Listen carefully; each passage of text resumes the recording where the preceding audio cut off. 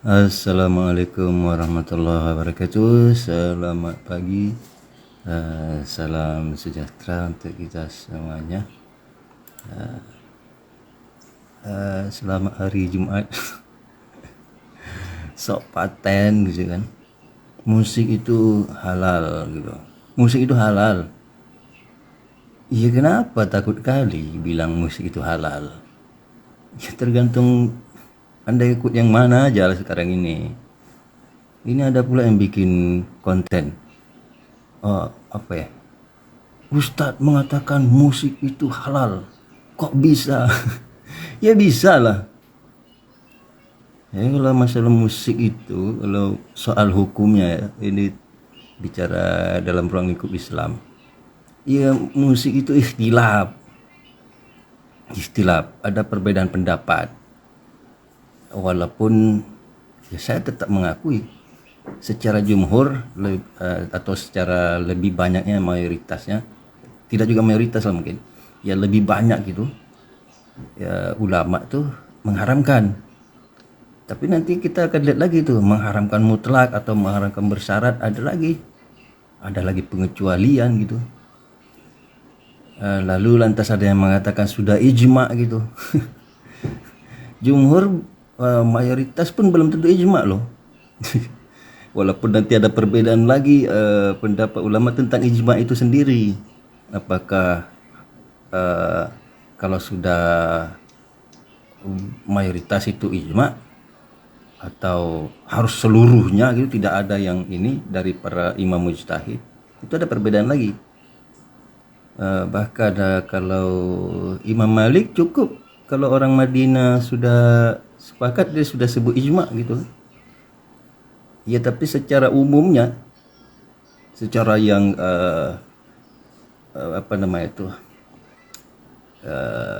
bukan saya katakan berlaku, tapi ya yang sudah menjadi suasananya lah, yaitu keseluruhan baru ijma. Keseluruhan maksudnya imam-imam mujtahid itu. Jadi bagaimanapun ya, hukum musik itu masih tetap lebih cenderung ikhtilaf. Itulah apanya, terjadi ikhtilaf, itu perbedaan pendapat, sehingga bagi kita yang awam ini ya kita tinggal pilih aja ikut yang mana. Kalau sudah menentukan ikut yang ini, ya sudah yakin aja situ, pede aja. Ikut yang bilang musik halal, bilang aja musik itu halal, udah. Bilang ikut yang bilang musik itu haram, ya bilang juga musik itu haram. Pede aja gitu. Itu pentingnya masalah keilmuan atau masalah mengikut kepada ahlinya, kepada imam atau ulama mujtahid itu. Jadi akhirnya ada namanya fikih ikhtilaf gitu kan. Fikih ikhtilaf, fikih bagaimana menyikapi ikhtilaf, bagaimana cara berikhtilaf, bagaimana sesuatu itu bisa dianggap ikhtilaf, nanti bagaimana derajat-derajat ikhtilaf. Jadi kita dia yang awam-awam ini juga tinggal memilih supaya kita tidak pelin-pelan gitu kan. Terutama seperti saya ini yang pelaku, saya ini kan ya dalam tanda kutip seniman juga gitu kan. Seniman yang sontoloyo bahkan saya ini.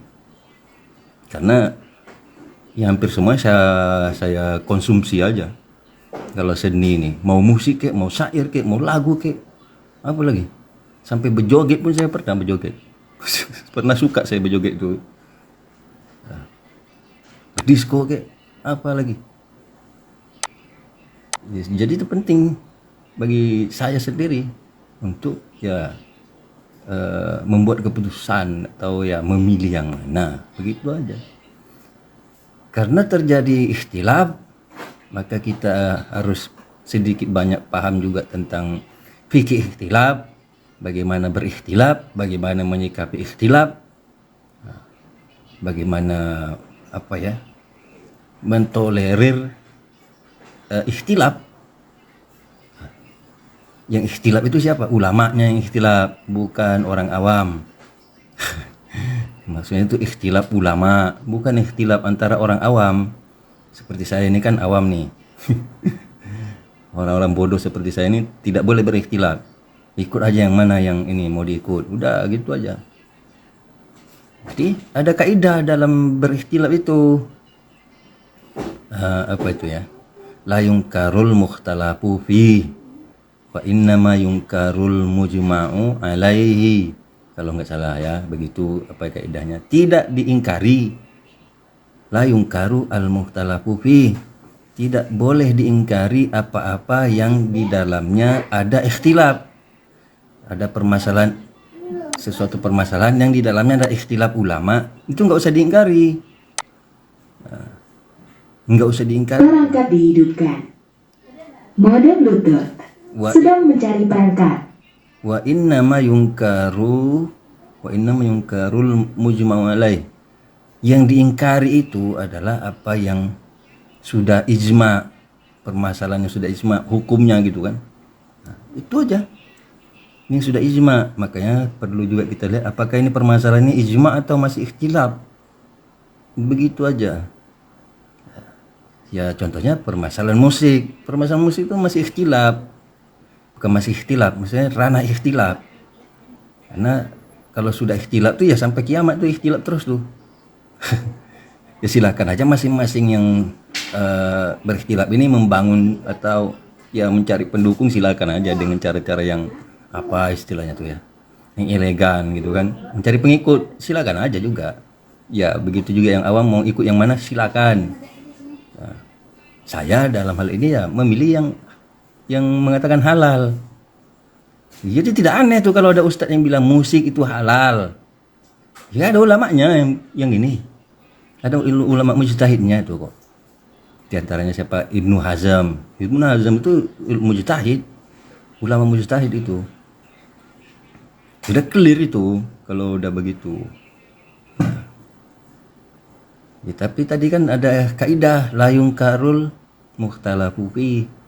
Kalau dia sesuatu permasalahan itu sesuatu yang ikhtilaf, perbedaan pendapat yang sudah masyhur atau mutabar atau yang sudah ya lama gitu, yang sudah diakui keikhtilafannya, ya sudah la yungkaru. Itu apanya? Cara menyikapinya la yungkaru. Tidak boleh diingkari gitu. Nah, bahkan kalau kita la yungkaru itu tidak boleh dianggap sesuatu yang mungkar. Kalau di ikhtilaf tuh. Ya, seperti contoh yang lain itu kunut dan tidak kunut. Yang tidak kunut jangan menganggap orang yang berkunut itu melakukan perbuatan mungkar. Nah, itu maksudnya la yungkaru itu bukan hanya sekedar kita bilang tidak diingkari. Kan kurang jelas masih. Jangan menganggap orang itu melakukan perbuatan mungkar. Nah, kalau Anda tidak kunut seperti saya kan tidak kunut. Ada orang yang kunut, saya tidak boleh menganggap itu sebuah perbuatan mungkar. Nah, itu apanya la yungkaru itu, apanya itu? Jabarannya lagi nanti. Nah, tidak dipungkiri kan? Artinya la yungkaru tidak dipungkiri, tidak diingkari. Tidak dianggap sesuatu perbuatan yang mungkar. Sehingga kita tidak perlu menyerang orang yang berbeda dengan kita yang itu dalam ikhtilaf. Karena yang dibuat mereka, yang dilakukan oleh mereka itu bukan perbuatan mungkar. Nah, bagi kita silakan memang kalau kita persepsi itu tidak benar, itu sesat, itu bid'ah. Tapi untuk kita aja. Nah, begitu aja tuh. Atau kalau mau contoh yang lebih ringan-ringan tuh ya makruh aja lah misalnya kan. Petai, misalnya rokok gitu kan. Apa? Ya, petai lah kayaknya. Petai kan sepakat lah kalau soal petai itu makruh gitu kan. Nggak ada yang bilang petai itu haram. Ya, petai aja lah, kita nggak suka petai. Ada orang makan petai, ya sudah dia makan petai. Kita nih nggak suka sama petai itu. Terserah kita mau anggap petai ini makanan setan kayak makanan apa kayak. Bagi kita aja, nggak suka aku petai. Pokoknya aku nggak suka makan petai nih.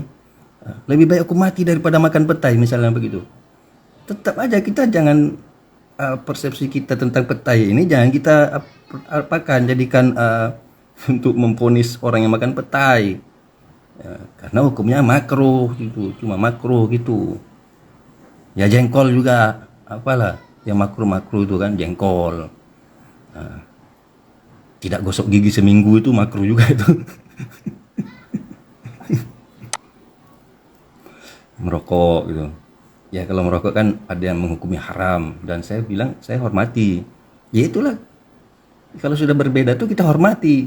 Kalau perbedaannya itu memang sudah muktabar, masyhur atau mengapa gitu, menjadi suasana di kalangan ulama kita atau di kalangan ilmuwan kita gitu. Begitu aja. Nah, jadi tidak aneh kalau ada kiai bilang musik halal, ustadz halal, ustadz bilang musik itu halal. Apalagi yang sotolo seperti saya yang cuma pengikut. Ya musik halal bagi saya dan bagi pihak yang mengatakan halal udah. Musik haram bagi yang mengatakan haram. Yang mengatakan musik haram jangan pernah main musik, jangan pernah dengerin musik karena berdosa. Berdosa. Ya begitu. Berdosa kalian kalau dengerin musik karena kalian pegang kepada musik haram. Kan gitu aja. Nah, ya. Mau cari pengikut pun silakan aja, tapi cari pengikutnya begitu caranya. Bagi kami, bagi kita di mazhab kami atau di majelis kita atau saya mengatakan musik itu haram. Begitu. Enggak usah pakai nyerang-nyerang orang. Kalau mau mencari pengikut. Begitu aja. Silakan promosi sendiri apa mazhab masing-masing, pendapat masing-masing, silakanlah promosi sendiri. Begitu aja caranya. Bagi kami kunut itu bid'ah, silakan bagi kalian kan. Tak perlu bilang itu orang-orang yang kunut di sana itu bid'ah semuanya, sesat semuanya. Tak usah. Karena itu ikhtilaf. Begitu caranya. Kadang-kadang ustaz-ustaz itu gitu juga loh. Udah tahu dia ini perkara ikhtilaf. Masih juga tidak ada ikhtilaf di kalangan ulama. Orang tinggal Google sebentar udah ketemu itu. Jadi enggak usah lagi gitu-gitu lagi sekarang ini berdakwah kalian tuh. Gampang aja sekarang ini di Google. Siapapun kita sekarang ini kan gampang tuh. Kalau ada ustaz-ustaz ceramah cari di Google lagi, cari di sumber-sumber lain lagi biar ketemu. Oh, ternyata ini ikhtilaf, ternyata ini begini. Ternyata ustaz ini salah menyampaikan. Ternyata ustaz ini pendapat dia sendiri. Begitu aja.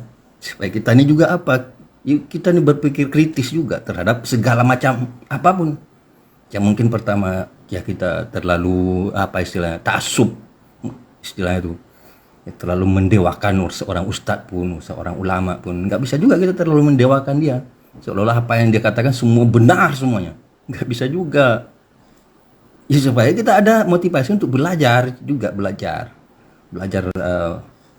membaca yang berbagai macam sumber gitu kan. Itu kan menambah wawasan kita juga. Begitu saja. Ya, tapi kita juga ya misalnya kita berguru kepada seorang ustadz ya tetap kita berguru ke dia. Tapi kan tidak menutup kita untuk bagaimana mendengarkan sumber-sumber yang lain gitu. Ya, jadi begitu aja. Ya kenapa saya ini hari-hari apalagi beberapa hari ini main musik aja, menyanyi aja, sontoloyo aja. Ya karena bagi saya itu halal aja. Hukum asalnya halal. Nanti ada lagi hukum asal. Ada lagi hukum yang berkaitan dengan li ghairihi. Seperti makan nasi juga kan, makan nasi halal. Bahkan segala sesuatu itu halal. Babi pun halal, hukum asalnya tuh al-aslu bil asya'i halal, mubah, al-ibahah. Hukum asal segala sesuatu itu mubah, halal. Sampai ada dalil yang mengharamkan. Jadi kalau kita bicara hukum halal, hukum asal, halal semua tuh. Babi halal. Makan anjing halal, hukum asalnya.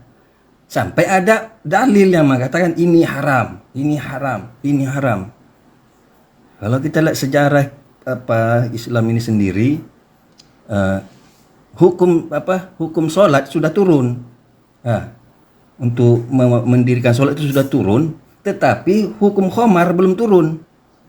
Makanya ada ayat yang mengatakan ya allazina amanu la taqrabus sholata wa antum sukara hai orang-orang yang beriman, jangan kalian sholat ketika kalian mabuk. Itu ada ayatnya tuh. Jangan kalian sholat ketika kalian mabuk. Berarti waktu itu masih boleh mabuk. Tapi sholat sudah ada perintahnya. Ya, kamu sholat, tapi jangan waktu mabuk. Udah ada hukum perintah sholat, tapi mabuk masih boleh. Habis itu baru turun lagi ayat innamal khamru wal maisir wal ansabu wal azlamu rijsun min amil syaitan fajtanibuhu la'allakum turhamun. Baru kemudian diharamkan yang namanya mabuk itu, khamar itu. Ini nggak langsung dia berak haram semuanya, halal semuanya misalnya. Ya gitulah prosesnya tuh. Nanti ada ayat, kenapa ayat ini berbeda nih? Ini bilang jangan kamu kalau sholat jangan mabuk, boleh mabuk. Ini bilang khamar itu haram, tak boleh. Ini ayat ini bertentangan, tidak bertentangan. Nanti ada ilmunya namanya nasikh mansukh. Jadi ini terlalu banyak yang mau kita pelajari kalau kita mau jadi ulama. Kalau kita tidak paham itu, habis kita nih, aduh murtad aku nih. Ayat-ayat ini aja bertentangan semuanya. Macam mana kami ini mau paham? Ya karena kamu tidak paham memang ilmunya. Sok-sok paham pula. Ya begitulah. Nanti ada ikhtilaf lah, ada kaidah lah, ada hukum lah, ada apa lagi tuh? Usul fikih lah, ada fikih ikhtilaf lah. Itu terlalu banyak yang mau kita pelajari. Karena terlalu banyak yang mau kita pelajari, tak sanggup kita lagi nih mengikut aja kita. Itulah kalau kita awam ini mengikut. Ini mau diikuti ini berbeda pula nih. Ya kau pilihlah salah satunya. Begitu aja buat keputusan. Apa susahnya? Bagi yang bilang yang ikut musik itu halal, bilang musik itu halal. Udah. Bagi yang ikut musik itu haram, bilang musik itu haram. Bagi kami musik itu haram. Ya sudah. Kami tidak main musik karena kami berdosa. Ya sudah. Silakan, saya hormati. Begitu aja. Yang halal pun nanti bisa jadi haram, bukan halal terus. Itu kan sudah dijelasin tuh oleh ustaz-ustaz lah. Mentang-mentang musik halal, main suka-suka lah, entah apa-apa, joget-joget sampai telanjang bulat lah, haram juga jatuhnya. Karena sudah liwairi nanti macam-macam. Ada kaitannya dengan perbuatan yang lain. Jadi haram dia. Sholat aja pun bisa haram. Perempuan tidak boleh sholat kalau lagi haid. Macam-macam hukum itu. Ada kondisinya lah, ada syaratnya lah, ada apanya lah, ada keterikatannya lah dengan yang lain. Ya begitulah. Lebih kurangnya semoga kita selalu mendapat tambahan wawasan gitu kan, dan semoga ada manfaatnya. Kalau salah ya namanya juga wawasan toloyo kan sobat. Assalamualaikum.